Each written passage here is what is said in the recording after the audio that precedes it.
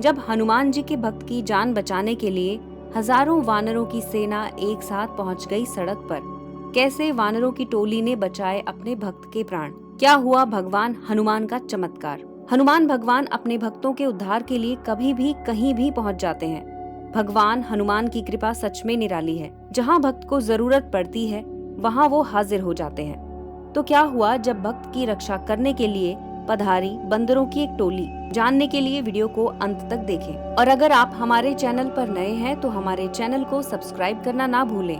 रश्मि police अफसर थी और अपने काम में बहुत कर्मठ मानी जाती थी।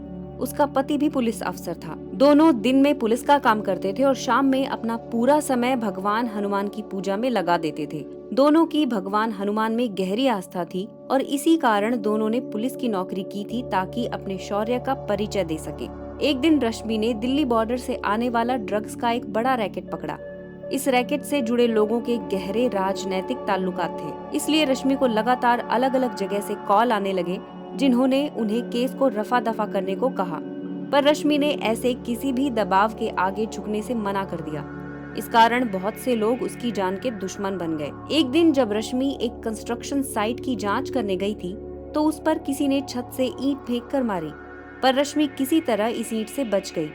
रश्मि आगे बढ़ी तो अलग अलग दिशाओं से उस पर हमले होने लगे।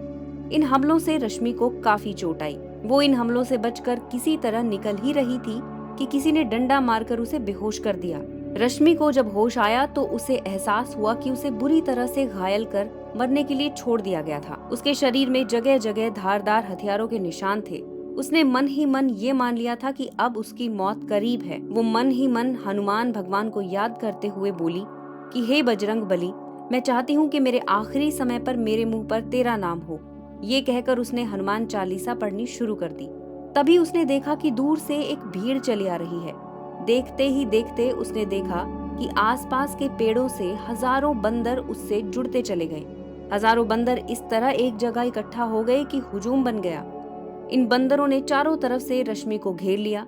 रश्मि को लगा कि वो उसे नुकसान पहुंचाने आए हैं, पर वो बंदर वहीं घेरा बनाकर खड़े हो गए। कुछ देर में कुछ हथियारबंद लोग वहां आए।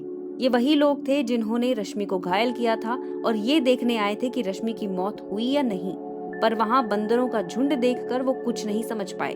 तभी बंदरों की एक टोली ने उन लोगों पर हमला कर दिया। इतनी बड़ी बंदरों की टोली का मुकाबला कोई नहीं कर पाया और घायल होकर सभी चित्त पड़ गए। थोड़ी देर में रश्मि का पति पुलिस की गाड़ी लेकर वहां पहुंच गया। रश्मि को तुरंत अस्पताल ले जाया गया और हथियारबंद अपराधियों को गिरफ्तार कर लिया गया।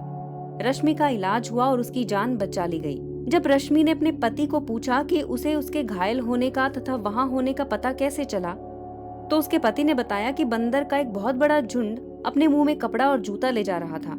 हमें शक हुआ कि यहाँ एक लाश है।